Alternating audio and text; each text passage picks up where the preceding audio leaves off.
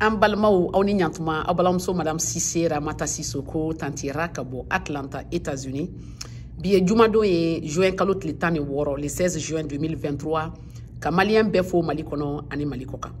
comme aw b'a kalama dimanche do référendum bi malien bɛɛ kan ka bɔ ka taa voter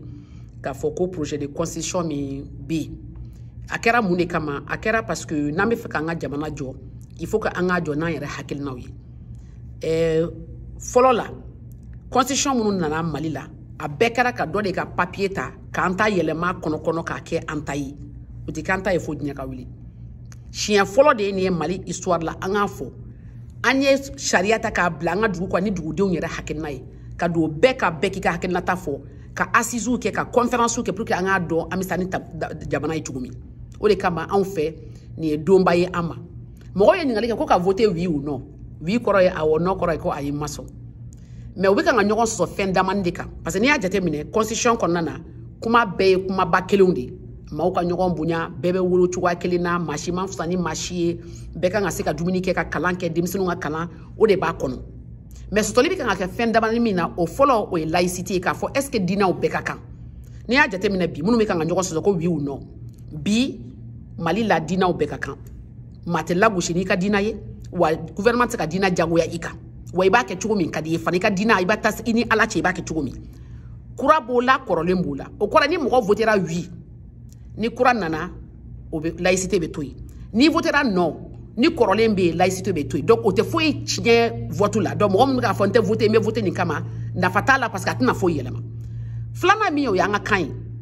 an ka constitution kura b'a jira k'a fɔ k'an ka kanw bɛɛ donna ba la o kɔrɔ an ka kanw de langue officielle ye kan min i bɛ se ka taa gouvernement ka yɔrɔ bɛɛ la k'a fɔ cogo min ka di ye n'a ka di ye i bɛ bozokan fɔ i bɛ dɔgɔnɔkan fɔ i bɛ kɔrɔbɔrɔkan fɔ i bɛ senufokan fɔ i bɛ miyankan fɔ i bɛ bamanankan fɔ i bɛ maninkakan fɔ i bɛ marakan fɔ kan min ka di ye i b'a fɔ yɔrɔ min ka di ye cogo min ka di ye n'i faamuyara ka ban a banna a tɛ diyagoya k'i ka taa tubabukan fɔ k'a fɔ madame bonjour est-ce que je peux avoir un document o si t'a la ani fana mɔgɔ bɛ kan ka ɲɔgɔn sɔsɔ ko président ka pouvoir an bɛ fɛ ka min fɔ an tɛ fɛ mɔgɔ de kan ka na jamana ɲɛmɔgɔya la min t'a dɔn a bɛ taa sira min fɛ i bɛ na n'i ka hakilina de an b'i dɛmɛ a la o de ye pouvoir ye fanga bɛ di fanga ɲɛmaa de ma i tɛ na ni dɔrɔn k'a fɔ ne nana an b'a jateminɛ ɲɔgɔn fɛ non non plan b'i bolo hakilina b'i bolo programme b'i bolo i bɛ na ni hakilina ye i b'i sigi k'a fɔ n bɛ fɛ ka kɛ tan i n'i ka parti don i ni fɛn o fɛn don an bɛ tugu kɔ n'o ye o la n'an filila an bɛ fili ne ka hakilina ta a fɔ ko jama don a bɛ fɔ e de don i taara n'an ɲɛ dɔn i bɛ na ni hakilina de ye kabini i ma sigi président la donc ne fɛ sariya min b'a jira k'a fɔ bɛɛ ka yɔrɔ ma hɔrɔnya ka segin ma